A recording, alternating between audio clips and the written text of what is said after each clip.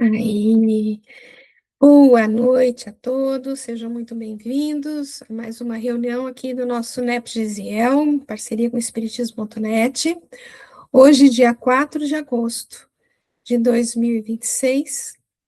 Hoje nós vamos iniciar uma perícope nova, mas que está dentro ainda do objetivo desse ano, né, que foi o sermão está sendo o sermão do cenáculo.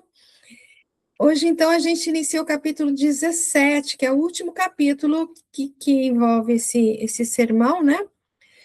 Que tem o título de A Oração de Jesus.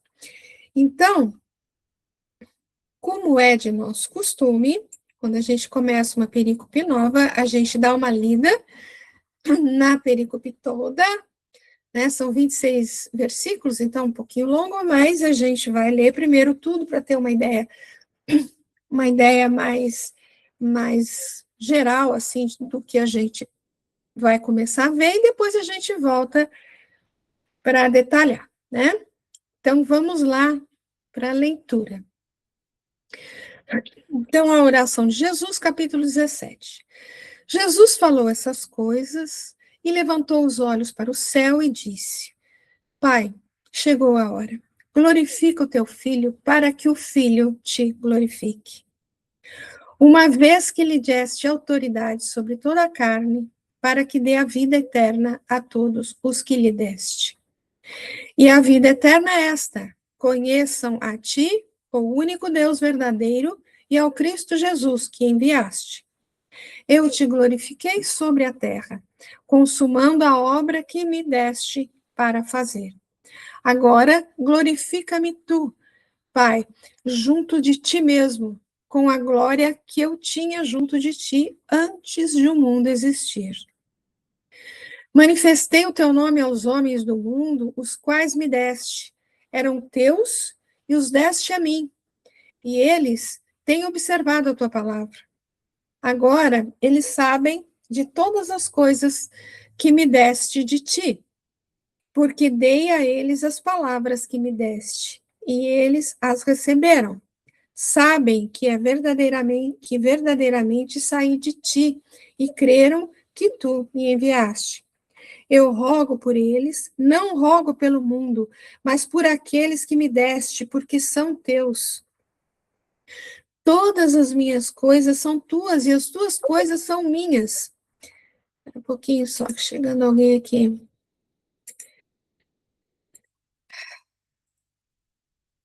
Todas as minhas coisas são tuas e as tuas coisas são minhas. E estou glorificado nelas. Não estou mais no mundo, mas eles estão no mundo. E eu estou indo para ti. Pai Santo, guarda-os em teu nome, o qual me deste, para que sejam um como nós somos.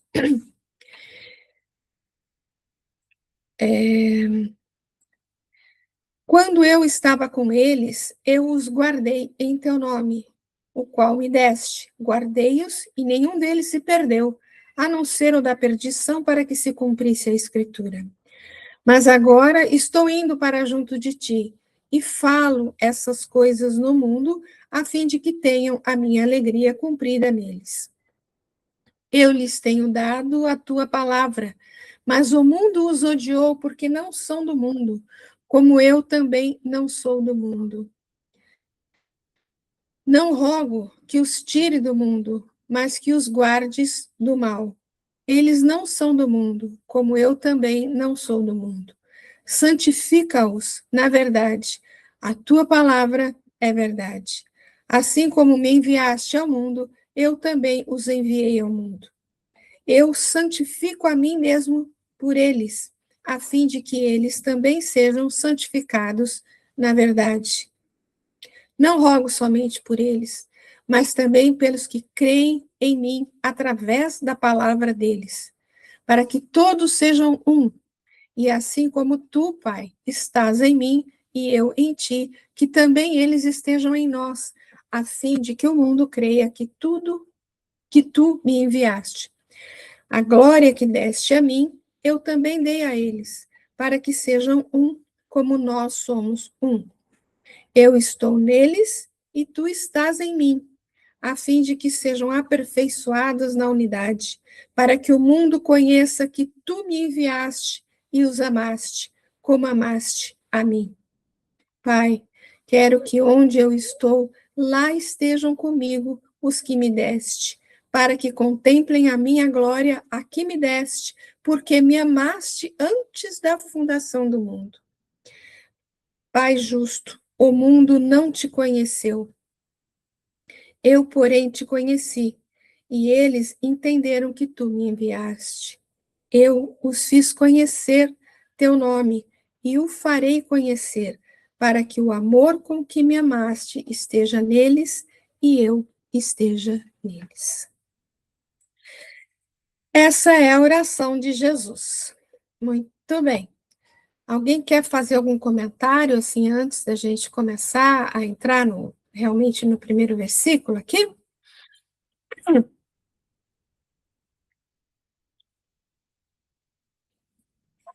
Não? Podemos entrar, então, no primeiro versículo? Kleber, pode Só falar. uma coisa bem rápida. Pois De não. novo, né, ele fala a mesma coisa de forma diferente, né? Repete, Diversas vezes. né, a ligação íntima do pai, né? Ele Exato, vê o mundo em nome do pai, volta, conversa, né? Como se estivesse dialogando com a gente, né? De exato. alguma forma a gente vai fazer uma leitura, não, captei essa estrofe aqui, esse versículo, né? Não sei, interessante. Com certeza, é isso mesmo. Ele repete diversas vezes, é o jeitinho didático dele de deixar claro determinados assuntos, né? Determinados ah, detalhes, né? Determinados fatos, né? Muito bom. Então vamos lá. Jesus falou essas coisas e, levantando os olhos para o céu, disse: Pai, chegou a hora. Glorifica teu filho para que o filho te glorifique. Então vamos. Vamos lá, o que o nosso amigo Cláudio Fajardo tem contribuído tanto aí para os nossos estudos, né? Vamos lá ver o que ele fala. Assim falou Jesus. Esse capítulo 17 é, sem dúvida, um dos pontos mais belos de todo o Evangelho. Trata-se da oração feita por Jesus no instante final de sua missão terrena. Oração feita em seu próprio favor, em favor dos discípulos ali presentes e pelos discípulos de todos os tempos.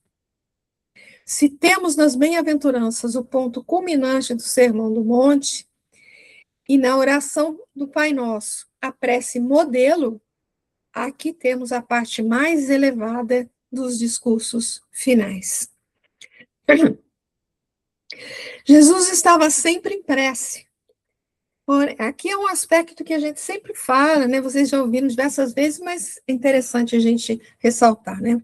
Jesus estava sempre em prece, porém, em alguns momentos, ele buscava uma comunhão mais íntima com o Pai. Por ser o momento final de sua presença física, ele transcende numa comunhão de rara elevação e sublimidade. A crítica neotestamentária tem tido dificuldade de situar historicamente esse momento. Porém, como esse tema não nos é prioritário, pois o estudaremos dando maior importância ao conteúdo moral da Boa Nova, vamos nos ater ao que ele tem de valor reeducador e espiritual. Então, desculpa, né? Na verdade, eu quis dizer que é o que está nesse slide aqui que a gente já comentou muito. Vocês têm comentado, todos nós, da doutrina espírita, comentamos bastante, né? E elevando os olhos ao céu, disse. Essa expressão, de forma didática, nos faz ver a necessidade de elevarmos a vibração para... Peraí, um pouquinho só. Zé chegando aqui.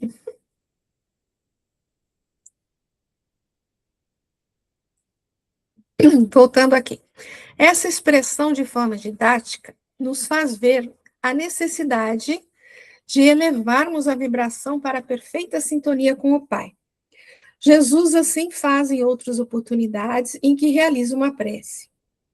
Não que seja necessário elevar os olhos para atingir tal estado de comunhão, pois podemos vibrar de forma superior, estando com os olhos para cima, para baixo, abertos ou fechados. Todavia, o elevando os olhos ao céu simbolicamente representa o ato de atingir esse grau superior de conexão com o eterno.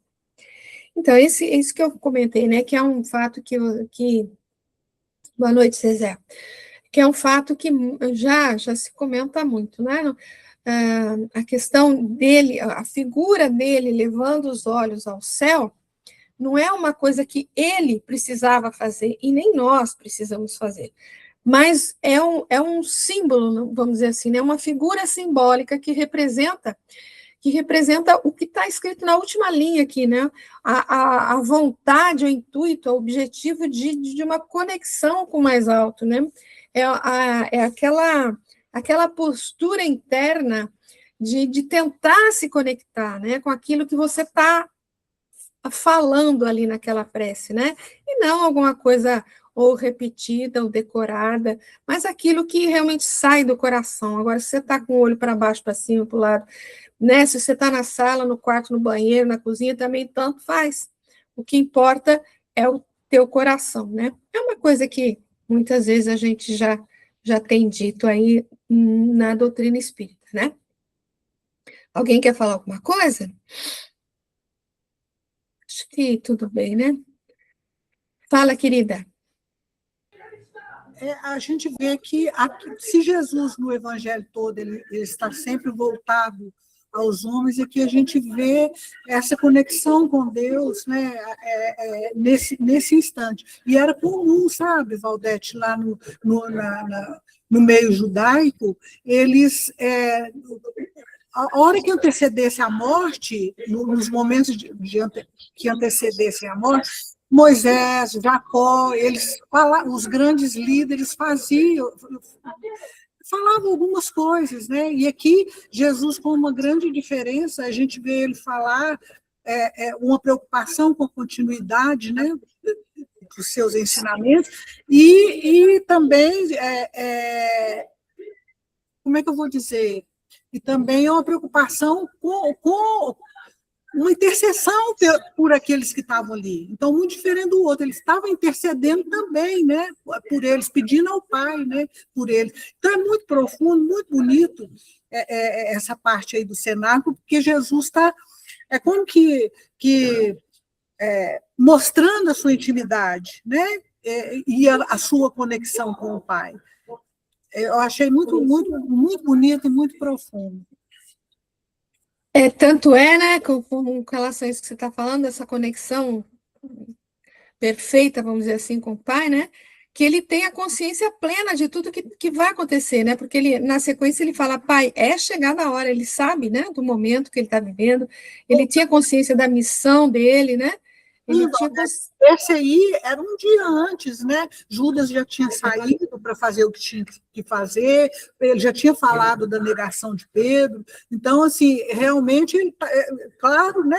Estava tudo, vamos dizer assim, programado no mundo espiritual, e ele sabia todos os caminhos que já estava findando, né? Então, ele precisava mesmo fazer isso.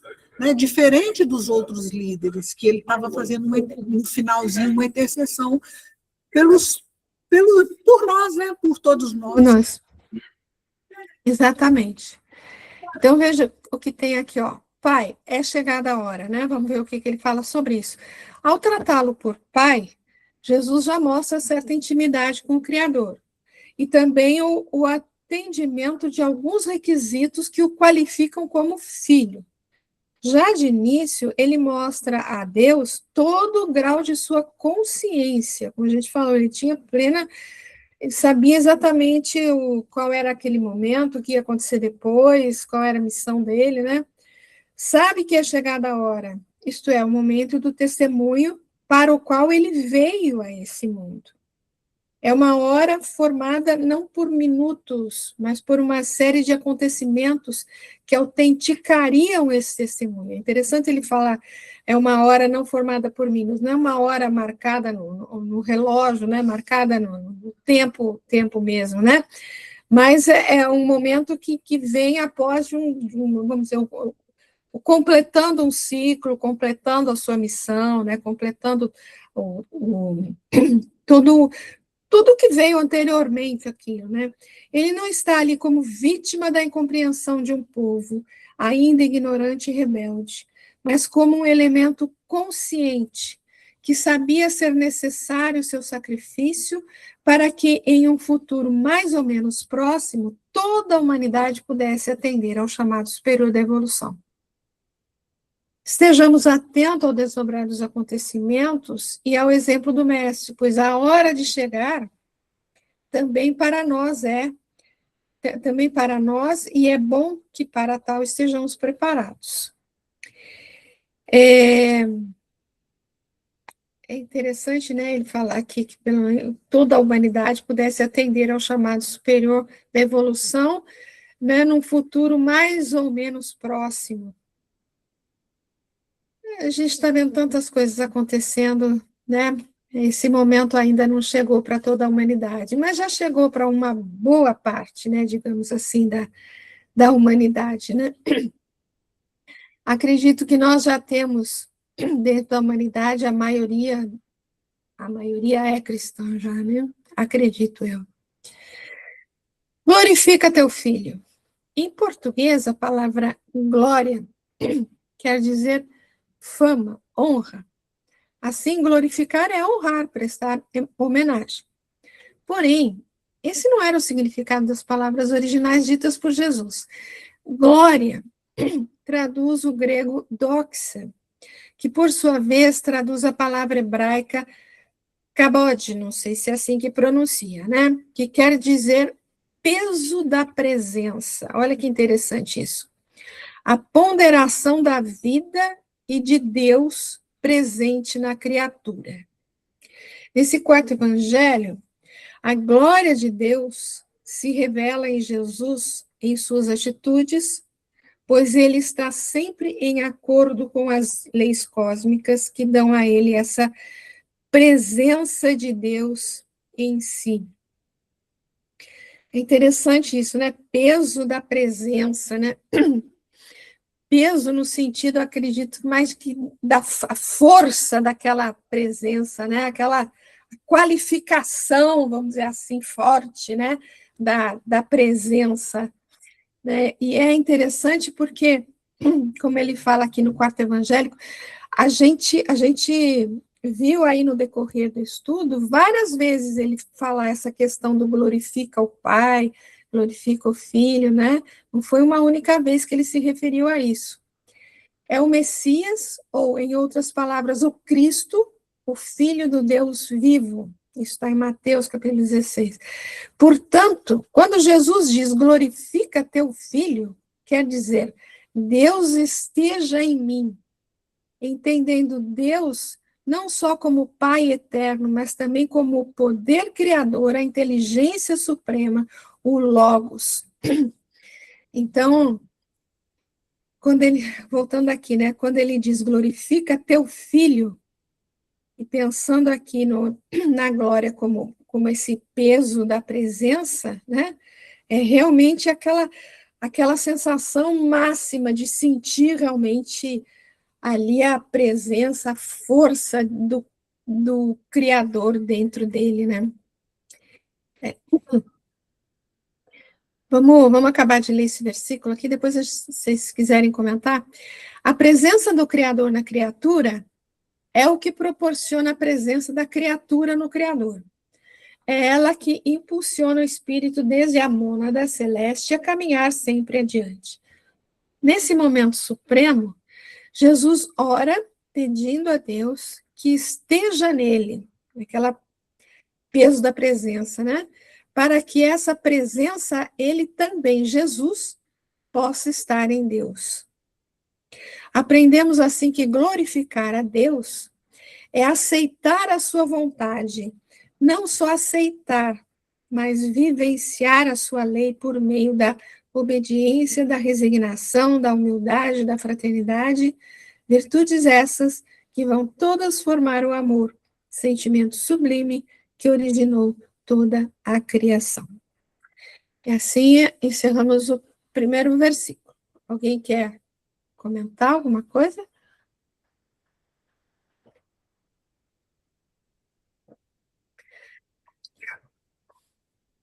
Por enquanto, não? Então, prosseguimos mais um pouquinho, vai. Uma vez que lhe deste autoridade sobre toda a carne, para que dê a vida eterna a todos que lhe deste.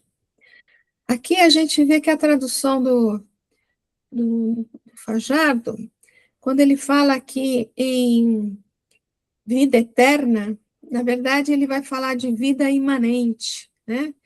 Mas acredito que seja o mesmo sentido, né? Mas vamos, ó, uma vez que lhe deste autoridade sobre toda a carne, para que dê a vida eterna a todos os que lhe deste. E aqui a tradução dele é: tu lhe deste autoridade sobre toda a carne, a fim de que todos que tu lhe deste, ele dê a vida imanente, ou a vida eterna, né?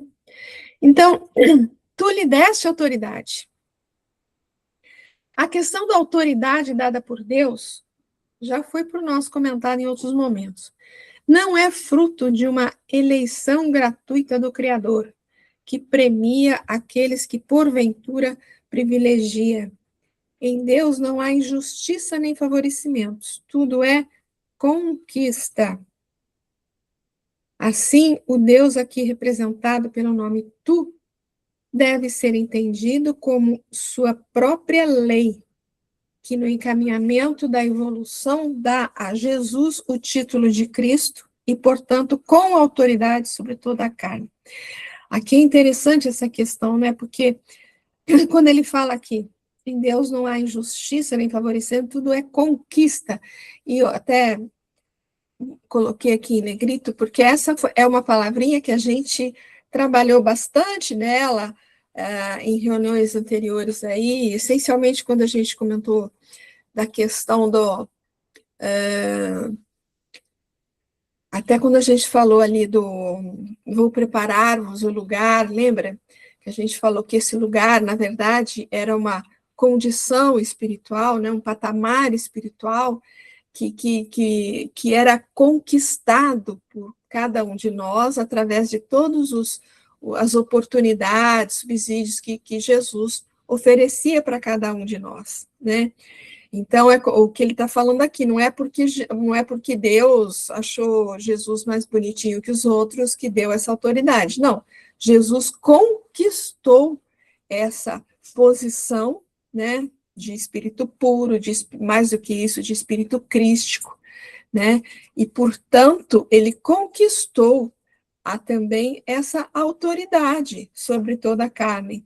E quando ele fala que esse tu que está aqui, tu lhe deste autoridade, ele fala que esse tu, na verdade, é a própria lei divina, porque a lei divina propicia todas as oportunidades, todo esse processo que a gente passa para conseguir chegar onde nós estamos hoje, para a gente conseguir, inclusive, conquistar um patamar mais evoluído, conquistar uma posição mais próxima a Jesus, de espírito puro, né? Então, são conquistas que a gente vai fazendo ao longo da nossa trajetória, que é decorrente da lei divina. A lei divina propicia isso. Então, Deus deu essa autoridade, mas no sentido de que a lei que ele criou propicia isso para nós e para todos, né? Propiciou para Jesus e está propiciando para nós também. É interessante essa questão. Então, essa autoridade sobre toda a carne, né? Aqui vale o princípio de que o maior pode mais do que o menor, né? O espírito pode ser anterior e superior, pode mais do que a matéria. Portanto, aquele que já conquistou sua hegemonia espiritual tem, naturalmente, autoridade sobre o que lhe é inferior, que no caso é representado pela palavra carne, né? Que pode ser entendido como tudo que é material, né? É o que está aqui embaixo. Jesus tem como espírito puro, que é autoridade e domínio sobre tudo que é material. Já venceu toda a necessidade de a ela, a matéria, estar vinculado, não sofrendo dessa forma influência relativa à carne, ou influência relativa a qualquer questão material. A gente trabalha muito isso aqui quando a gente estuda, por exemplo, a passagem de Jesus caminhando sobre as águas. Né? O que representa Jesus sobre as águas? A água não representa... Lembra que a gente estudou também que a água representa tudo que é material? Né? Você não consegue entrar no reino de Deus se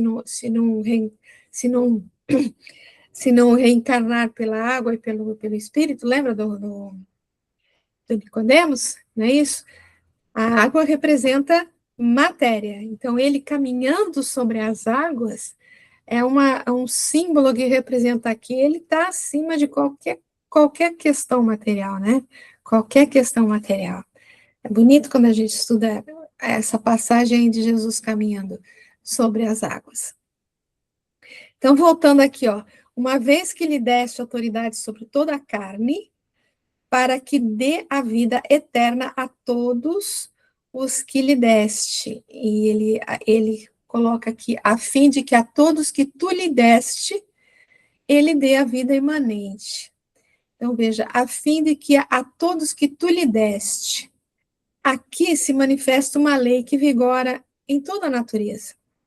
O ser inteligente, à medida que vai evoluindo, agrega responsabilidades e poderes sobre os que lhe estão na retaguarda.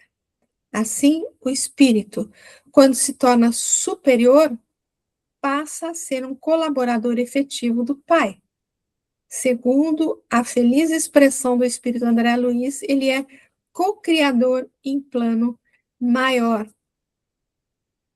Aqui a gente vê, né, todo ser inteligente, à medida que vai evoluindo, se torna um colaborador efetivo do Pai. E a gente tem muitos exemplos, né? A gente tem um Emmanuel, um Bezerra de Menezes, um João de Ângeles, um Leon Denis, um Kardec, e tantos outros, né? Que se tornaram colaboradores na espiritualidade, que é o que ele comenta aqui, ó. Desse modo, a condição evolutiva de Jesus, em determinado momento, deu a ele, segundo a informação de alguns espíritos, como Leon Denis, Emmanuel, João de Ângeles, entre outros, a possibilidade de ser escolhido por Deus para ser o mentor espiritual da Terra, tomando sob sua responsabilidade o acompanhamento da evolução de inumerável quantidade de espíritos. E, guardando as devidas proporções, como a gente falou, né, tem outros, como a gente citou, o próprio Leon Denis, o Emmanuel, João de Ângeles, Bezerra, Eurípides Bassanufo e tantos outros que a gente sabe que estão contribuindo com a espiritualidade, né, se tornaram colaboradores. É lógico que não chegaram na condição ainda de um Cristo, de um Jesus, mas se tornaram colaboradores também da espiritualidade, né? Responsabilidade essa que não se prendia só àqueles que ali estavam presentes, mas que se estenderia a muitos outros formadores da humanidade terrestre e talvez para além desta, como ele mesmo informa. Ainda tenho outras ovelhas que não são desse aprisco. Também me convém agregar estas, e elas ouvirão a minha voz e haverá um rebanho e um pastor. Esse versículo é um versículo que pode até provocar algumas polêmicas, né, que falam que ele quer dizer que ele está coordenando outros orbes também, né, porque tem ainda outras ovelhas que não são desse aprisco.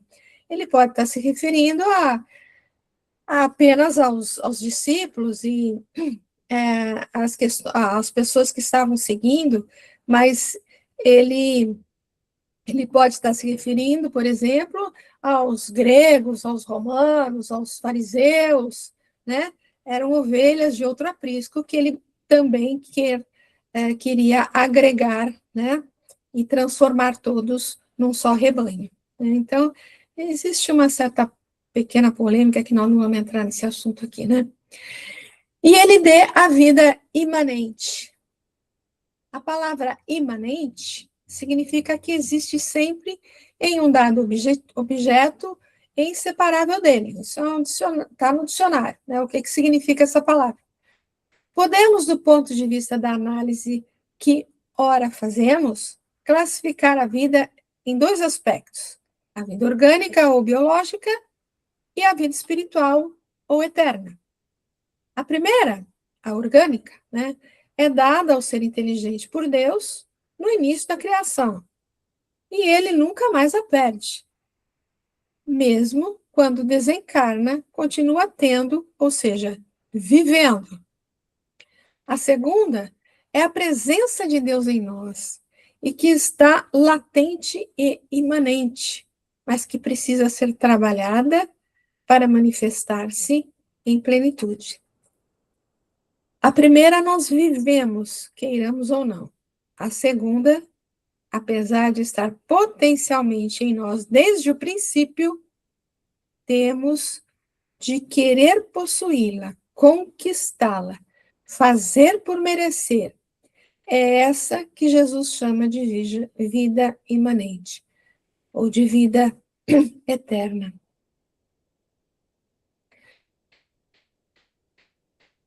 É interessante essa questão que ele fala, né, que a segunda que ele fala que é aqui a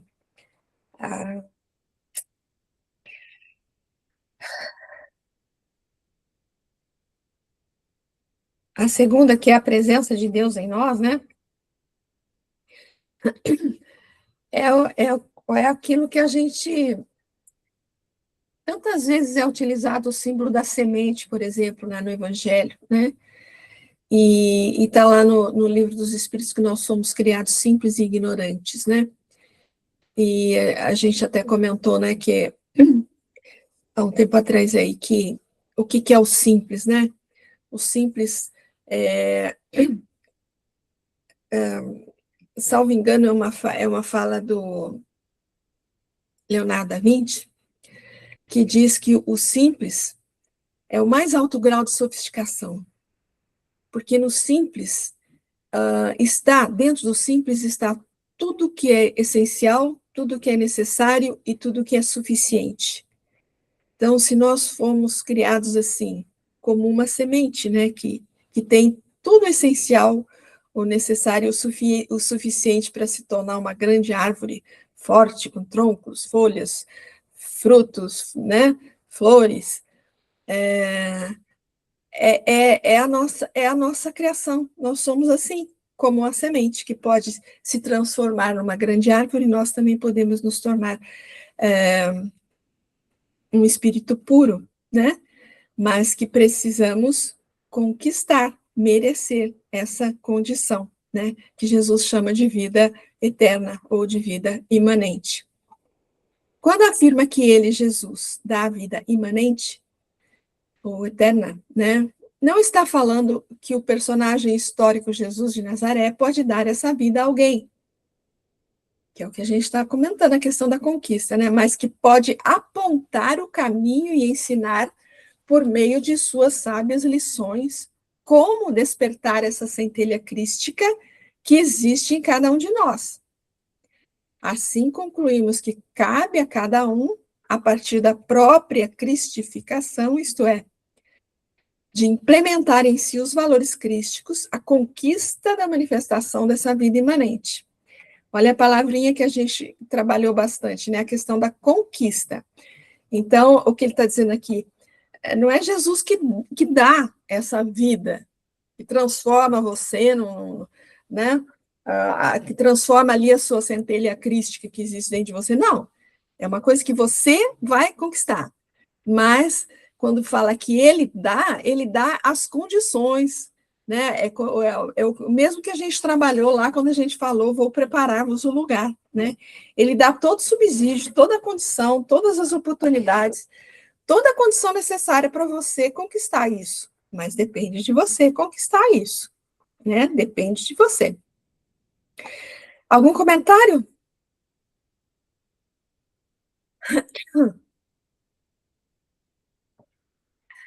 Não? Prosseguimos mais um pouquinho, então? Bora lá. Então, o terceiro versículo. Deixa eu ligar aqui. Pronto. Terceiro. E a vida eterna, ou a imanente, como fala Cláudio, né? É esta: conheçam a ti, o único Deus verdadeiro, e ao Cristo Jesus que enviaste. Essa é a condição de vida eterna que ele fala, né? Porque quando ele não está falando aqui atrás da gente conquistar, né? Da gente despertar essa centelha crística, né? Então, como que a gente pode despertar isso? É conhecendo a ti, conhecendo no sentido de realmente vivenciar, né, as leis divinas, o Deus único, verdadeiro, e ao Cristo Jesus, ou seja, seguindo tudo que ele nos forneceu, né? Mas vamos lá.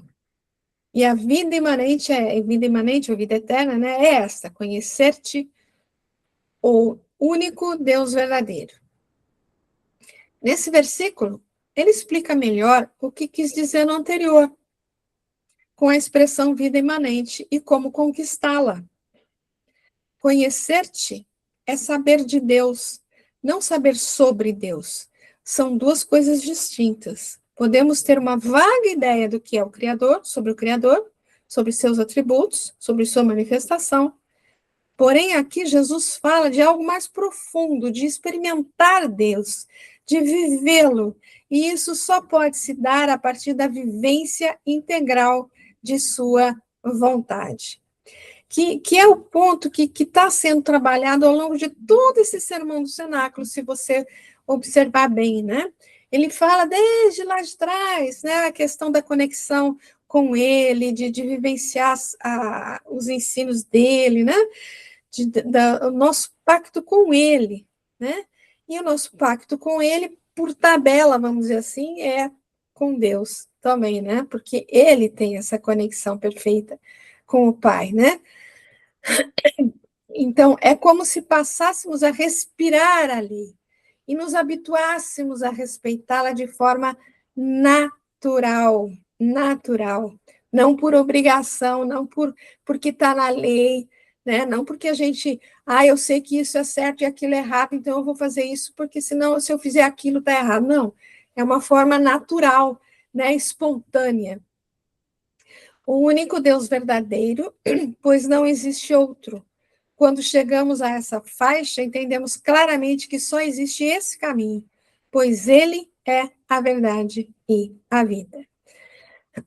A gente já estudou, né? Eu sou o caminho, a verdade e a vida, né? E aquele que tu enviaste, então, que acredite em Deus, né? Deus único, e em Jesus. Aquele complementa. Para se ter vida imanente, é preciso compreender as questões maiores da vida. Quem conhece a Deus, conhece o Cristo. Sabe que ele, Deus, enviou Jesus como o caminho de retorno a ele. É interessante esse retorno a ele, né? Porque todos nós saímos dele, né?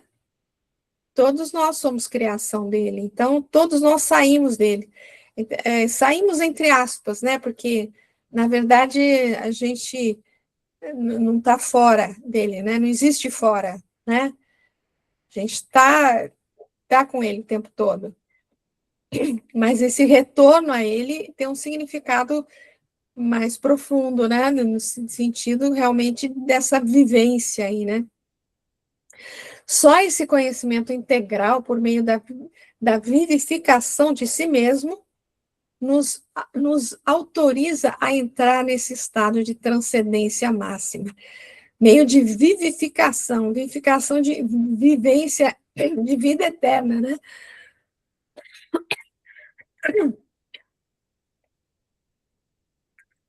Outra lição que podemos depreender desse texto é que Jesus não é Deus, como chegaram a supor, baseados na interpretação errônea desse quarto evangelho. Deus o enviou, ou seja, Jesus é um enviado de Deus, e não ele próprio, né?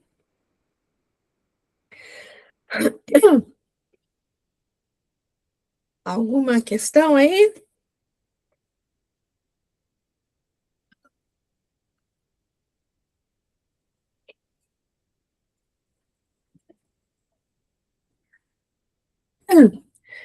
Então, vamos para o versículo 4.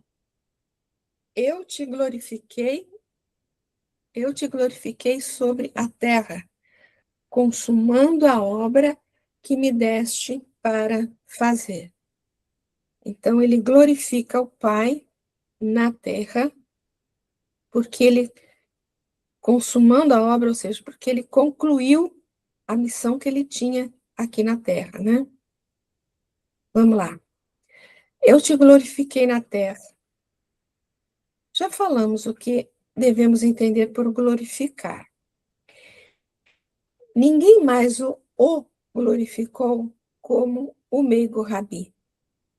Jesus foi a expressão máxima da lei entre nós, em todos os seus aspectos. Segundo a orientação dos espíritos superiores, ele foi o médium de Deus. Ele viveu Deus.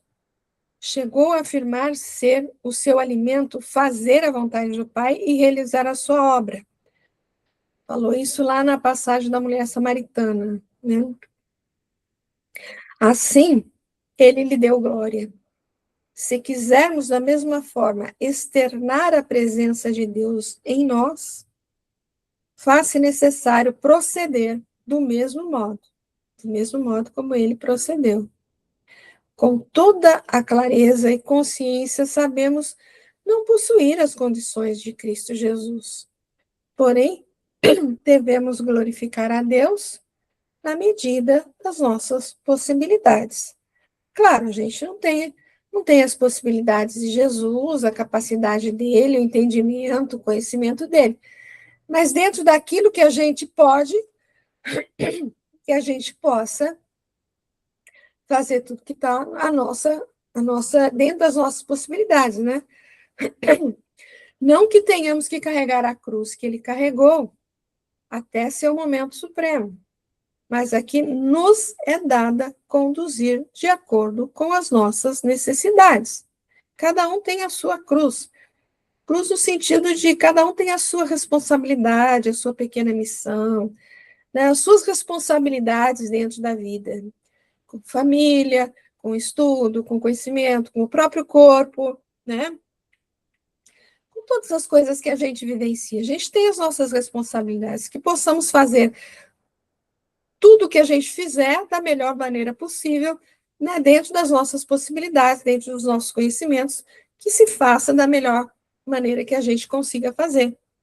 O texto é claro, dar glória a Deus na terra, isto é, no mundo material. No mundo material significa, eu estou no mundo, eu estou na matéria, então eu tenho que trabalhar dentro dessas possibilidades aqui. É imperioso que saibamos viver nele sem sermos dele, ou seja, sem nos contaminar com a sua psicologia.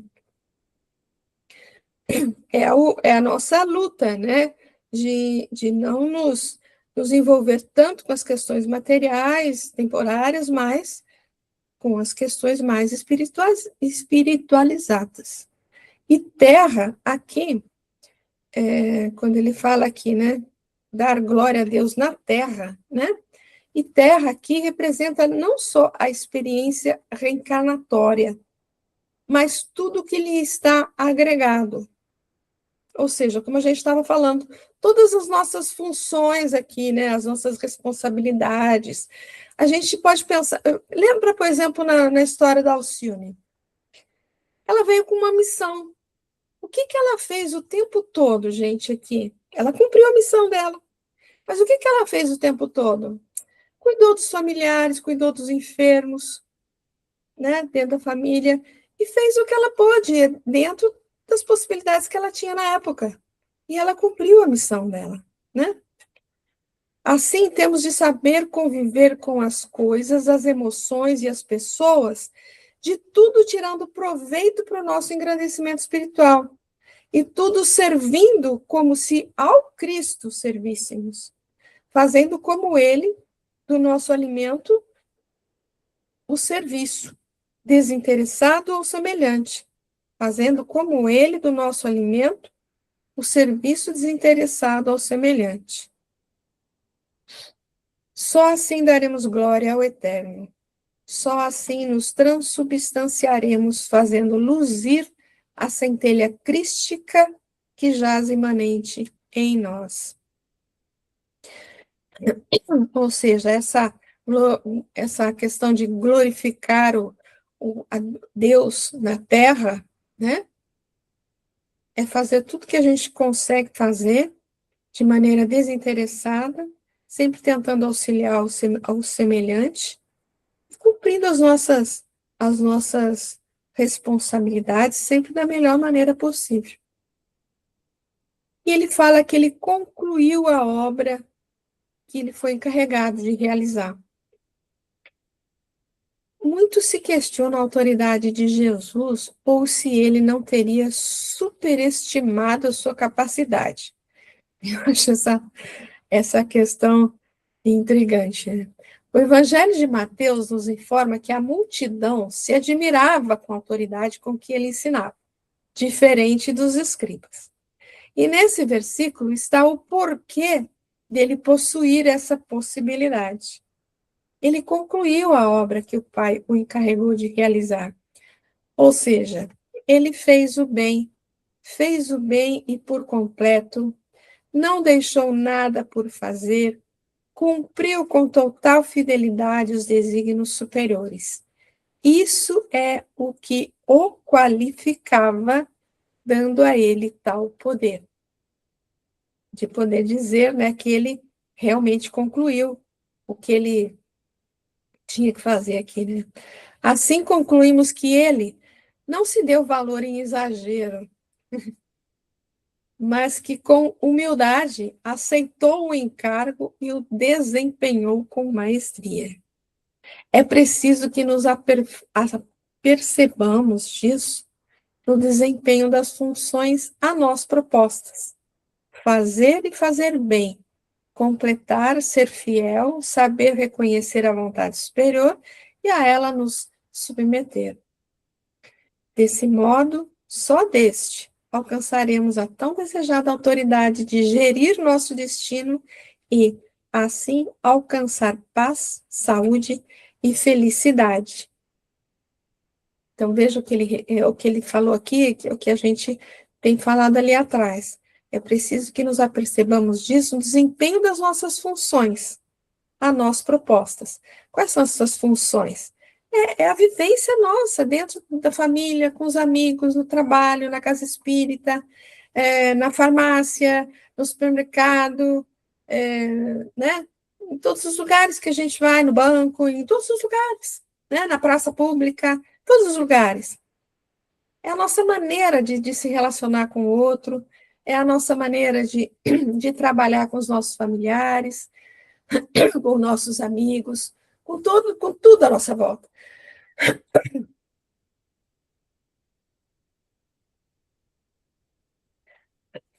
Encerra. Não, desculpa. E hoje a garganta está meio enroscada aqui.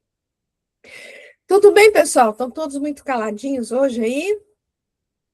Mas está tudo bem? Fala, Kleber.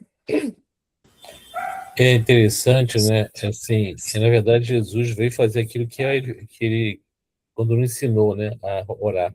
Seja feita a vossa vontade. É a entrega total, né? A felicidade vem disso, de fazer o que o Pai quer. E nós temos que ser imitadores do Cristo. O que Cristo quer que a gente faça? Aí tem aquela passagem, né? Quem quiser me seguir, né, negue-se a si mesmo, pegue a sua cruz e me siga. Porque nós temos cruzes, a diferença é essa.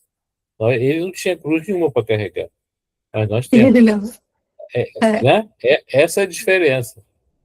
E a gente achar que seguir o Cristo não vai ter trabalho, não vai ter dores. Claro que vai, porque a gente vem com essa cruz e cada encarnação vai estar diminuindo, diminuindo, diminuindo. Esse é o caminho, né? Acho que esse é o caminho. O que queres que eu te faça? Né? É interessante você falar, né, que quando fala da cruz, né, que nós temos as nossas cruzes, né? Mas ele não tinha nenhuma, e ele carregou, né? Ele carregou a dele, né? Ele não tinha que carregar, né? Impressionante isso, né? Muito interessante. Vamos lá, gente.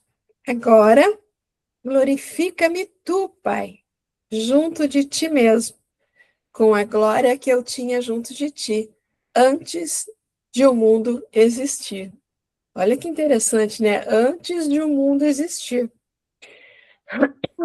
Que mundo que ele está falando, né? Que mundo é esse? Será que Vamos não é lá. da Terra? Será que é da Então, Terra? pois é, O planetinha azul. planetinha azul. Então, veja aqui, ó. E agora? Isto é, após a realização necessária, depois de completar o que devia ser feito, só depois, só podemos aguardar um recebimento após termos feito por merecer. Porque o que ele tinha falado antes aqui, né? Que ele tinha completado a obra. Ele tinha completado a obra. Peraí, gente, eu vou pegar uma pastilha aqui, porque não está dando certo, mas.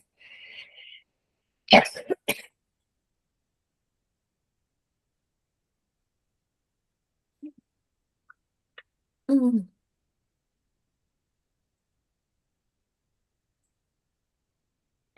Ele tinha acabado de falar que ele tinha completado a obra que ele veio para realizar, né?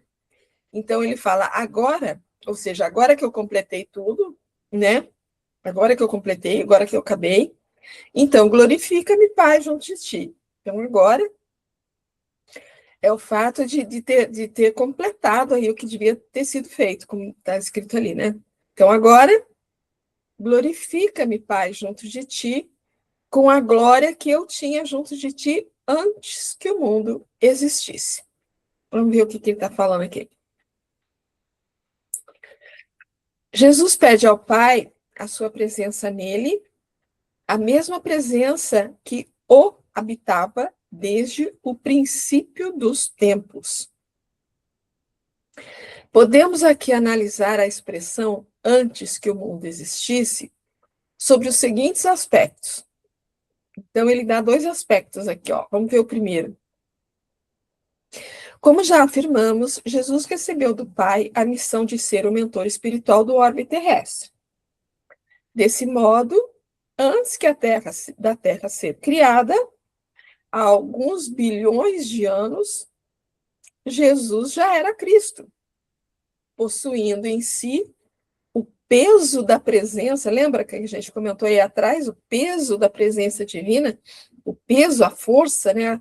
A qualificação ali da presença divina em toda a plenitude. Assim, a expressão analisada refere-se ao planeta Terra, né? Jesus jamais perdeu essa presença, esse peso da presença que falamos ali atrás, né? Porém, deixou um plano de maior espiritualidade, tomando um corpo denso e elevando-se nos fluidos grosseiros do orbe, envolvendo-se, desculpa, nos fluidos grosseiros do orbe, a fim de cumprir sua missão. É a essa volta aos planos superiores que ele se refere ao solicitar ser glorificado pelo Pai. Então, ele tinha uma condição lá num plano de muito mais espiritualidade do que nós temos aqui na Terra, né? Ele vem, como está aqui, envolve-se nos fluidos grosseiros do orbe, ou seja, assume um corpo de carne, né? E vem cumprir essa missão. Então, ele pode estar se referindo aí, antes que o mundo existisse, à Terra. Agora, vejamos o que ele pode, que outra possibilidade ele dá aqui para essas palavras, né? Todos nós, seres criados, saímos de Deus. Não há a mínima hipótese de termos sido feitos num plano exterior de Deus. Por isso, diz o texto do Gênesis, e criou Deus o homem à sua imagem. Desse modo, fomos criados espíritos em glória e submetidos a um processo ainda indescritível para nós de adaptação vibratória, uma descida de dimensões para que pudéssemos, na matéria, iniciar o processo evolucional, ou, em outras palavras, a volta ao Criador. Ao se referir a essa glória que tinha antes que o mundo existisse, o venerando Rabi falava também dessa luz imanente adormecida em todos nós e que, despertando pela evolução, atinge seu ápice na perfeição possível de se atingir quando do completo entendimento do que significa fazer-se pequeno para integrar-se às leis eternas da criação.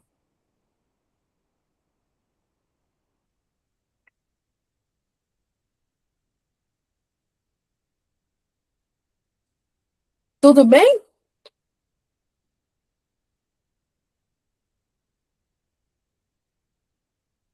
Fala. É interessante que o Fajado fala da gente, né, se apequenar. Não é que a gente seja pequeno, pelo contrário, o Cristo falava que nós somos deuses de potencial, né? Mas Isso. nos apequenarmos em qualquer momento da nossa caminhada como espíritos imortais, né? Essa é uma grande dificuldade que a gente tem, né? De se apequenar. Jesus mostrou isso, ele se apequenou mesmo diante de tanto desenvolvimento que ele tinha no espírito de luz já, né? Isso é uma coisa assim sutil que a gente não observa de imediato, né? Se apequenar. É se reconhecer, né? Eu acho, é se reconhecer reconhecer a nossa condição comparado com a condição de Jesus, por exemplo, ou de outros aí, né? Muito mais elevados que a gente, né? Sei lá. É uma questão de realmente de humildade, né? De entender a humildade de nos reconhecer ainda tão falíveis, né? Tão necessitados de um crescimento, né? Acredito que é isso. Fala, Lenise. Deixa eu ver se eu estou entendendo, Valdete. Ajuda aí, vocês todos. Eu acredito que nós nascemos simples, ignorantes, mas com todos os potenciais a serem desenvolvidos, ok? Então, quando a gente vem para esse desenvolvimento, né, nas experiências da vida, todas elas, quando a gente termina as nossas missões, as nossas experiências aqui na Terra para esse desenvolvimento, a gente retorna ao Pai, quer dizer, retorna à nossa origem inicial divina, né, que existe em nós, como é que eu vou falar? Em perfeita comunhão com o Pai. É o que Jesus parece descrever. Olha, eu cumpri minha missão. Claro que ele está falando da dele, né? Com todo o seu potencial desenvolvido, a sua pureza, né? A sua cristã, como é que é? O seu valor crístico, né? Mas a gente pode transferir para nós quando a gente perde todo esse ego, que a gente compreende a nossa natureza divina, a nossa missão aqui na Terra. E que a gente vai concluindo isso aos poucos quando a gente retorna a essa divindade, é o retorno ao Pai, é o retorno à nossa manifestação espiritual mesmo, o nosso todo. É isso. Opa! Eu acredito que sim. Esse retorno, às vezes, também, conforme, né, talvez a gente possa entender como é que a gente fala? Porque a gente tem essa centelha divina dentro da gente que vai se ampliando, né? Vai se expandindo, né? Então, eu acredito que no momento que a gente consiga realmente desenvolver essa centelha ao ponto de realmente estar em conexão, como você falou, né, em conexão com Cristo e tal, é o retorno. quando a gente consegue, né? Como é que se fala? Você está em perfeita comunhão com a vontade de Deus. Isso. Retornar ao seu início, que eu falo assim, consciencial divino. É isso que eu estou entendendo? Sim, porque quando a gente é criado simples e ignorante, como você falou, teoricamente, nós não temos nenhuma imperfeição. Temos os germes, todos os né? germes estão lá, né? Mas não temos nenhuma imperfeição, não é isso? A gente, na verdade, vai adquirindo também os valores, mas também as imperfeições ao longo dos nossos equívocos, né? E quando a gente consegue, então isso vai nos distanciando, vamos dizer assim. Sim. Então, a partir do momento que a gente consegue de novo se livrar de todas essas imperfeições adquiridas ao longo do trajeto, é o retorno, né? É a conexão completa. Você me ajudou, eu entendi direitinho. É isso mesmo. A gente volta, porque a gente volta puro, né? Sem o nosso ego, sem os nossos... o que vai juntando, acumulando em nós as nossas sombras, né, etc. Ai, muito bom. Obrigada. O Kleber vai ajudar aqui a gente. Fala aí, menino. Vou atrapalhar mais ainda, confundir mais ainda. Volta o Criador, né?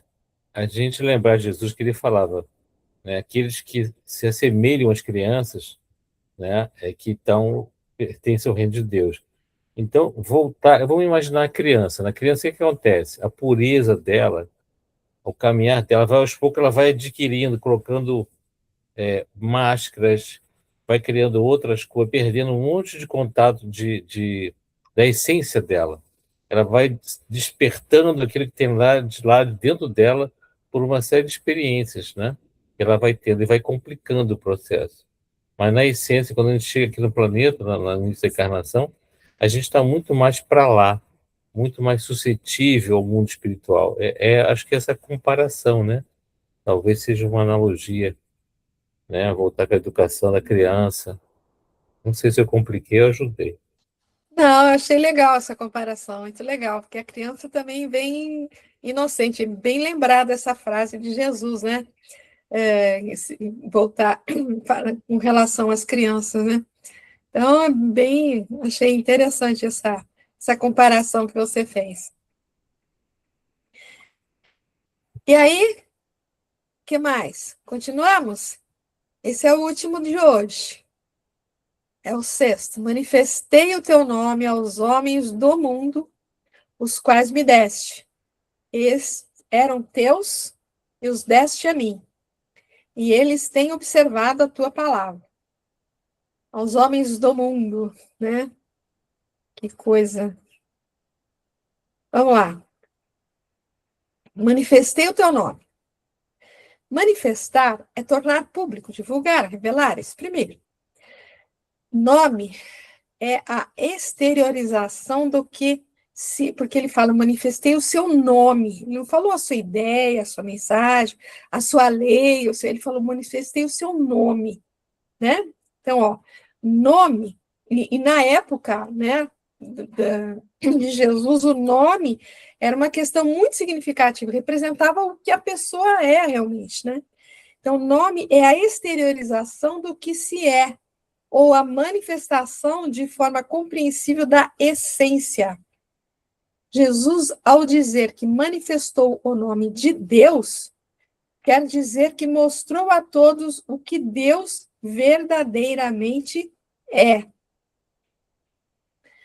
E isso ele pôde fazer por ser um espírito integrado nas leis universais. Deus é amor, e amor é a expressão máxima da essência divina. Jesus, mais do que ninguém, exteriorizou sempre e a todos esse amor superior, que, no dizer de Paulo de Tarso, né, do apóstolo Paulo, tudo sofre, é benigno, não é invejoso, não trata com leviandade, não se ensoberbece, nunca falha. Está lá em Coríntios, né? Aos homens que tiraste do mundo. ele faz uma tradução um pouquinho diferente, né? Porque ele fala assim: manifestei o teu nome aos homens do mundo, aos quais me deste. Aqui a tradução dele tá: manifestei o teu nome aos homens que tiraste do mundo para que me fossem dados. Eram teus e os deste a mim, e eles guardaram a tua palavra. Que tiraste do mundo e fosse dados a ele, né? É como se tivesse tirado de algum local, de um outro orbe, vamos dizer assim, e entregado para Jesus, né? Vamos ver o que ele fala aqui. Aos homens que tiraste do mundo. Como dissemos anteriormente, a Jesus foram dados a permissão e o dever de acompanhar uma infinidade de espíritos, auxiliando cada um em seu processo de crescimento espiritual. É o que ele faz com cada um de nós, né? Aqui, ele destaca os discípulos mais íntimos, que estão com ele, naquele momento. Homens que tiraste do mundo, isto é, aqueles cujo processo evolutivo já estavam amadurecido, estavam mais capacitados para compreendê-lo. Então, não é o que eu falei, que ele tirou de algum outro mundo e trouxe para cá, né? Porque os discípulos, é como se eles tivessem tirado do mundo, significa, olha, eu consegui fazer com que eles se desvinculassem das questões materiais, né, e estão mais vinculadas agora a você, às questões mais espiritualizadas, né? Então, eles já haviam sido tirados do mundo, ou seja, desse apego à matéria, né? Ou seja, já transcendiam os interesses transitórios. Tinham olhos de ver e ouvidos de ouvir as coisas superiores ligadas ao reino celeste. Para que fossem dados. Como nada existe de gratuito no universo, ser dado ao Cristo é fator de merecimento. Para os que me fossem dados, né? Aqui é o Deus, lei, é a lei divina, atuando e estabelecendo ordem, colocando cada coisa em seu lugar.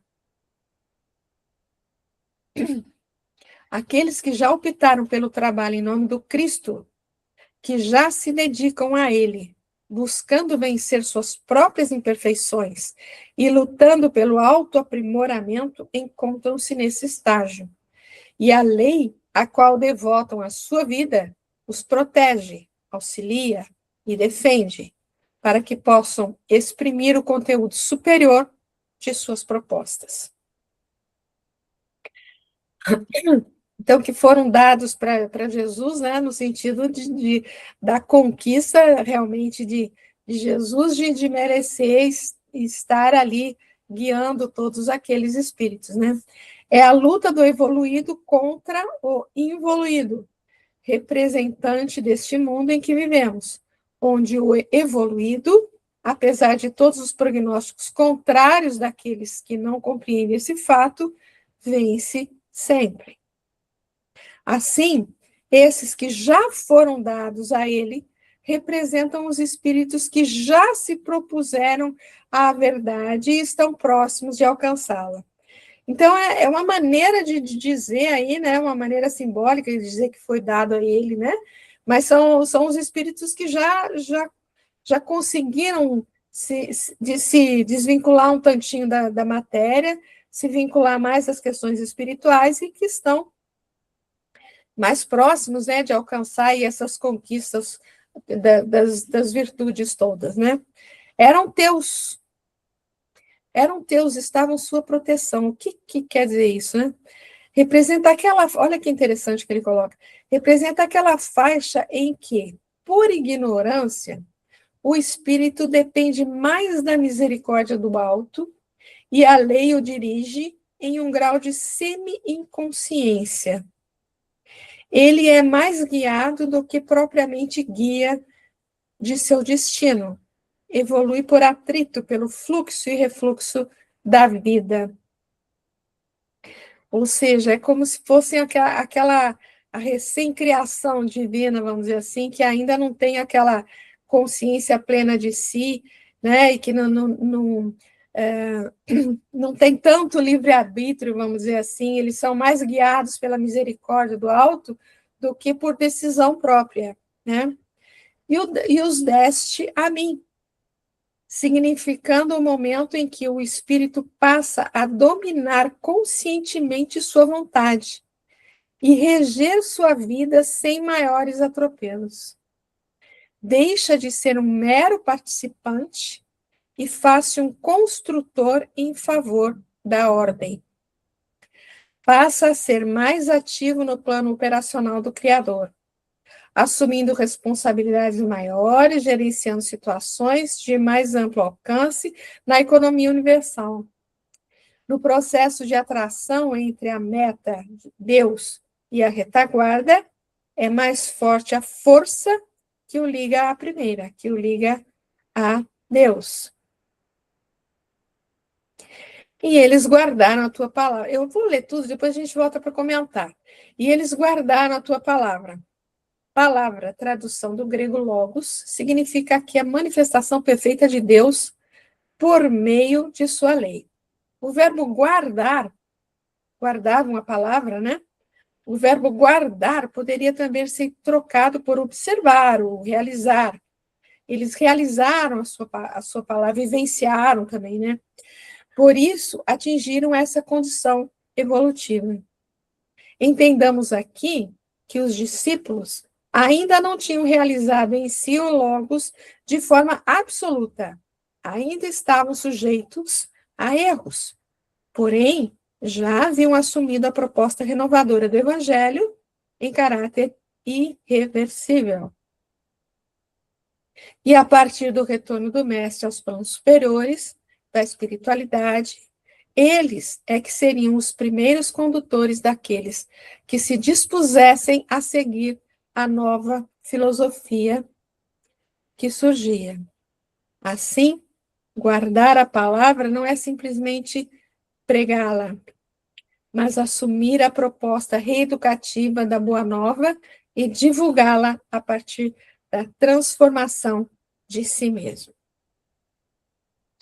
Então, gente, voltando aqui um pouco, né? Pensando lá que ele estava falando que eram teus, né? No sentido de que ainda não tinham aquela consciência da individualidade, de agir por si só, um livre-arbítrio muito restrito, né? Então, enquanto assim, ele fala que eram teus, estavam com Deus, né? Eles viviam, ou dependiam mais da misericórdia do alto, né? E depois enviaram depois passaram, vamos dizer assim, para a responsabilidade de Jesus, né? Eu não sei dizer direito, sinceramente, não posso afirmar, né, com segurança, mas se você pensar na criação da Terra, né? A criação da Terra era primeiro fogo, todo, né? A gente sabe que não havia vida orgânica aqui, e a vida orgânica foi aparecendo, né, de maneira gradativa. Eu não sei detalhar essas coisas, mas vocês têm a noção disso, né? Significa que, na verdade, ao aparecimento do ser humano aqui, não foi desde o princípio, né? Então, acredito que a partir desse momento, esse deste a mim, é o momento que realmente a gente consegue, como humanidade, estar aqui e conseguir, assim, ir resolvendo as coisas por nossa vontade. Eu não sei. O que vocês acham disso aí, hein? Ou ninguém acha nada? Não, você falou, né? Porque a Terra, a gente sabe que geologicamente ela levou um tempo para ter condições mínimas de sobreviver os corpos que iam habitar aqui, né? Aí, a partir Isso. do momento que a gente começou a ter condições de trazer, receber espíritos ainda em primeiras encarnações e depois, né, com o mundo permitiu, depois foi evoluindo. A partir desse momento, nós fomos entregues a ele, né? Para que ele começasse a Isso. trabalhar, esse longo processo de trabalho aí. Acho que começa aí. Não antes, né? Porque o globo não existia fisicamente só, né? Era para habitar seres que estavam caminhando, né? É isso? Entendo assim. Tá certo, doutora? É isso que eu entendi. Eu não sei se eu estou correta, né? Mas por isso que eu gostaria de ouvir a opinião de vocês. Mas é isso que eu entendi, pelo menos, dessa parte aí. Ah, a Zezé vai resolver todas as nossas dúvidas agora. Zezé? Pronto, deixa agora, a gente É, fica quieto. Tá. ela É vai ruim, resolver tudo aqui. é ruim.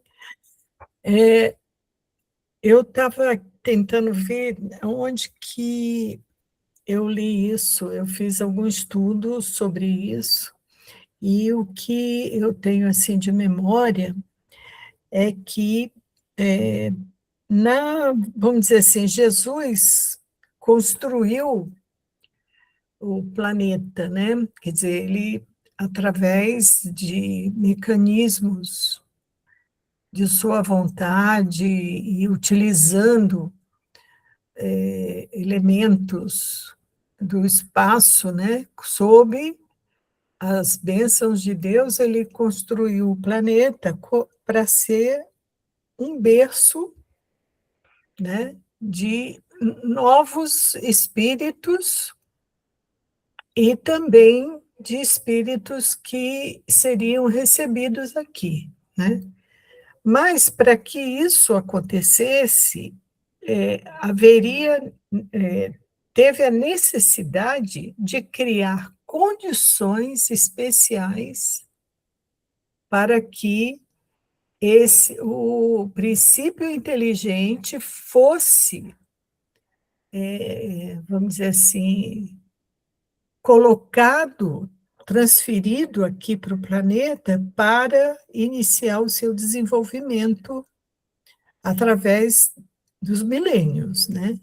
Então, ele teve que fazer experimentos junto com os engenheiros celestes, né, que os auxiliaram nessa tarefa. A partir do momento em que houve essa condição física, biológica, para a recepção dos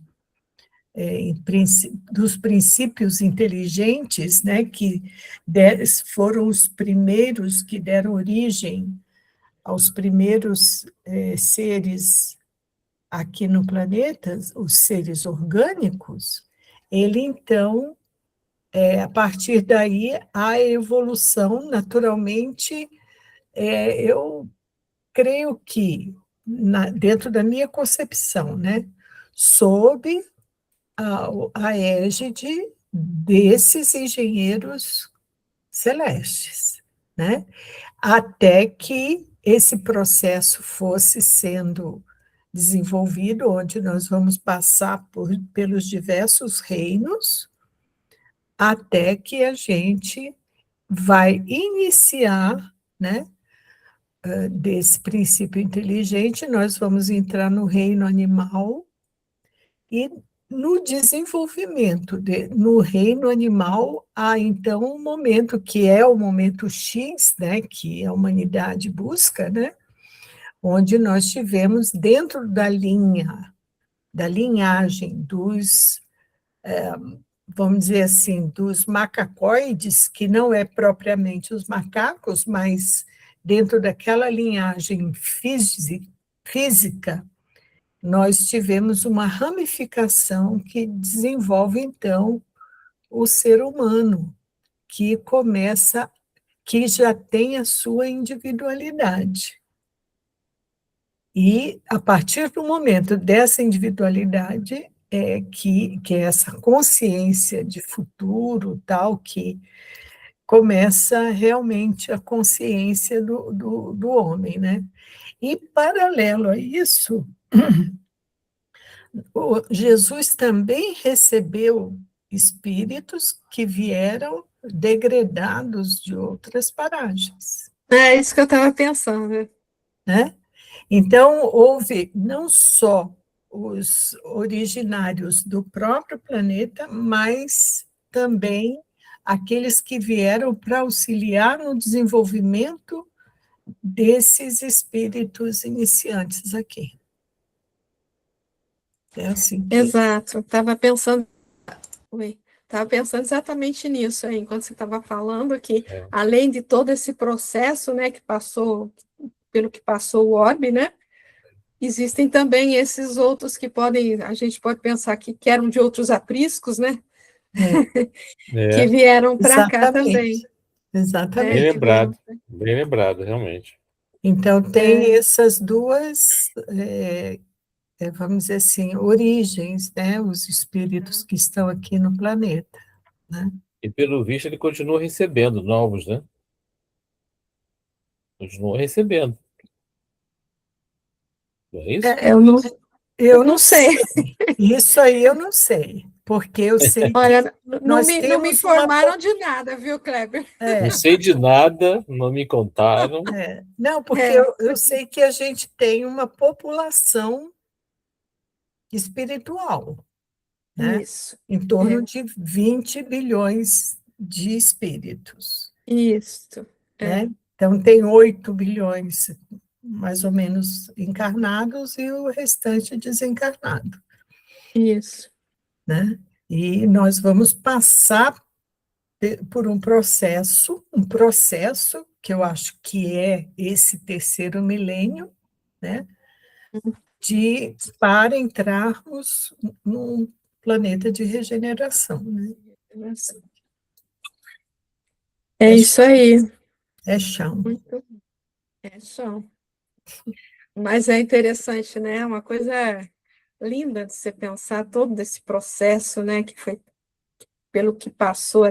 E, salvo engano, no A Caminho da Luz, Tem alguma o coisa. o Emmanuel fala, né? Que, na verdade, os habitantes, vamos dizer, originais aqui do planeta são os negros, né? Os africanos, a mãe África, né? Por isso que a gente fala da mãe África, não é isso? Foi lá. É. E estamos voltando para essa origem, porque eu vi Hoje em dia a gente recebe tanta informação que às vezes a gente não guarda nem de onde veio, né? Eu vi uma pessoa falando do crescimento da África, em termos que nós não conhecemos nada da África. O que nós conhecemos é muito pouco, porque tem uma parte realmente muito complicada, com diversas carências, mas tem uma parte da África que está crescendo assim vertiginosamente, inclusive em termos populacionais, que possivelmente no ano de 2100 ou perto de 2100 a população da África será a maior de todo o planeta. E, Olha que coisa. por dedução, a gente vai vendo que, como é uma raça predominante, né? Quando o Brasil mostra isso, né? Veio branco, mas o que predomina aqui? Né? É a raça forte. É a raça forte, a gente sabe que eles são muito mais, a gente, né, é claro isso, né, que eles são muito mais fortes, assim, fisicamente mesmo, né, materialmente mesmo, né, muito mais fortes. Interessante isso daí. Não deixa de ser o retorno para o pai, né? Não deixa de ser esse retorno aí. Que coisa impressionante. Muito bom. Nós fomos criados, como está lá no Livro dos Espíritos, né? Simples e ignorantes. Eu entendo que nessa simplicidade nós vamos evoluindo no aprendizado através das experiências para adquirir sabedoria, né? Uhum. Sabedoria e o sentimento, as duas asas, conforme nos fala Emmanuel, né? E isso só é possível através do experimento mesmo, de vivência, né? Então, Se Deus nos criasse, ó, tá feito, sábio, bom, que mérito a gente teria, né? Então, essa luta em que nós fazemos escolhas, e o mais difícil é a educação da vontade, né? Porque, por exemplo, nós sabemos muito do Evangelho. Por que que ainda não fazemos exatamente o que deveríamos fazer? Porque a nossa vontade ainda é frágil, né? No momento em que a gente realmente decidir, não, eu quero, eu vou e tal, aí você consegue. Mas ainda a parte inferior nos prende muito, né? Uhum. Muito bom, crianças. Acho que nós chegamos no nosso tempo de hoje. Então, eu só posso agradecer, porque foi essencialmente agora no final, foi muito, muito, muito, muito interessante, né? Muito, muito, muito interessante mesmo, muito importante, né, da gente refletir sobre isso, né? Mas, então, se Deus assim o permitir, semana que vem a gente prossegue, né? Nessa oração de Jesus, que é, como eu disse aí, Cláudia, o momento mais sublime de todo o ensinamento dele, né? Então, um beijinho no coração de todo mundo, fiquem com Deus e, se Deus assim permitir, semana que vem a gente prossegue aí, a gente retorna. Beijinho, fiquem com Deus.